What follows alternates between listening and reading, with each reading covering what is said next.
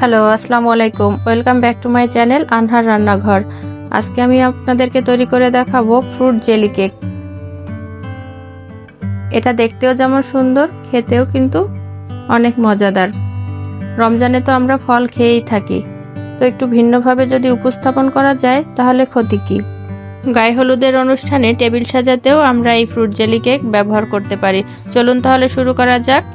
এখানে আমরা এই ফ্রুট জেলি কেক তৈরির জন্য নিয়েছি কিছু ফলগুলো আমি ভালোভাবে ধুয়ে পরিষ্কার করে নিয়েছি। এখানে নিয়েছি কিছু সবুজ আঙুরগুলো আমি ছোট ছোট টুকরা করে কেটে নেব।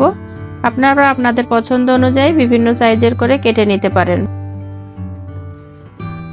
এবার নিয়েছি কিছু কালো আঙুরগুলো আমি মাঝখান থেকে কেটে ছোট ছোট টুকরা করে নিচ্ছি।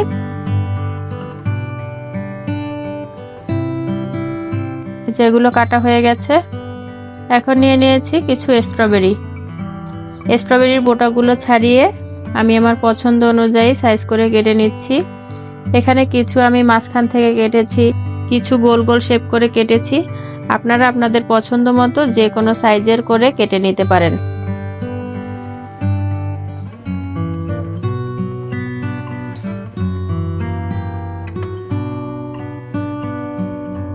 এখন নিয়েছি একটা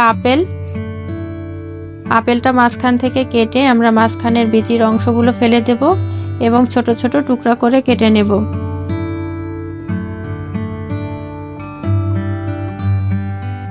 এই যে আমাদের আপেলগুলো কাটা হয়ে গেছে। এখানে আমি নিয়েছি দুইটা কলাগুলোর খোসা আমি আগেই ছাড়িয়ে নিয়েছি।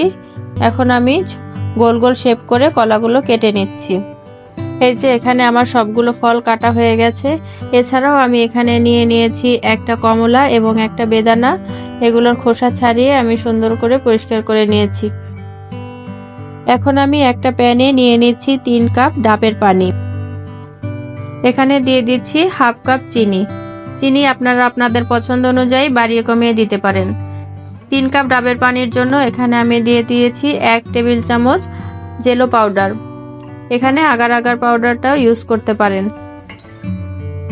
চিনিটা গলে যাওয়া পর্যন্ত আমরা ভালোভাবে একটু নেড়ে নেব এবং চিনিটা মেল্ট হয়ে গেলে আমরা 3 থেকে 4 মিনিট এটাকে ভালোভাবে জাল করে নেব।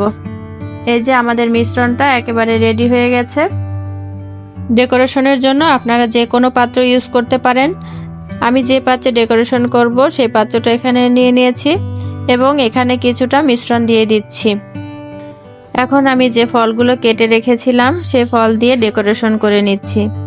আপনারা আপনাদের পছন্দ মতো ডেকোরেশন করে নিতে পারেন। এখানে আরেকটা বিষয় খেয়াল রাখতে হবে, প্রথমে আমরা যে মিশ্রণটা দিয়েছি সেই মিশ্রণটা কিছুটা ঠান্ডা হওয়ার পর আমরা ফল দিয়ে ডেকোরেশন করব। মিশ্রণ দেওয়ার সাথে সাথেই ফল দিয়ে ডেকোরেশন করলে ফলটা একেবারে নিচে পড়ে যাবে, সেক্ষেত্রে কেকটা দেখতে সুন্দর লাগবে না। এজন্য মিশ্রণটা দেওয়ার পর কিছুটা ঠান্ডা হলে মিশ্রণটার জমাট বেঁধে যাবে। এক্ষেত্রে কেকের উপরের অংশটা স্মুথ হবে এবং দেখতে সুন্দর লাগবে।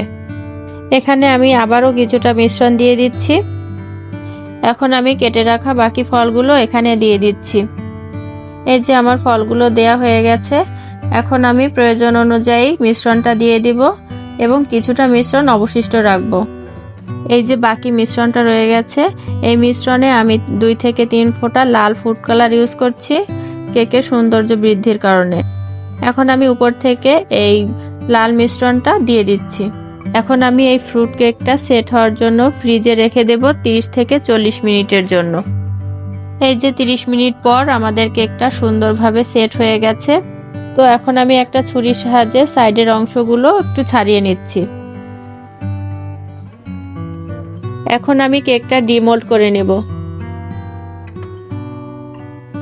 তো দেখতেই পাচ্ছেন কেকটা কত সুন্দর হয়েছে। এরকম একটা কেক যদি টেবিল ডেকোরেশনের সামনে দেয়া যায় তাহলে তো দেখেই মন জুড়িয়ে যায়। আর রমজানে সারাদিন ক্লান্তির পর সামনে যদি এমন একটা কেক থাকে, দেখেই তো মনটা ঠান্ডা হয়ে যায়। তো রেসিপিটি আপনাদের কেমন লাগলো? যদি ভালো লেগে থাকে তাহলে আমাদের ফেসবুক পেজ ফলো এবং ইউটিউব চ্যানেল সাবস্ক্রাইব করে আমাদের সাথেই থাকবেন। সবাই ভালো থাকবেন। আল্লাহ হাফেজ।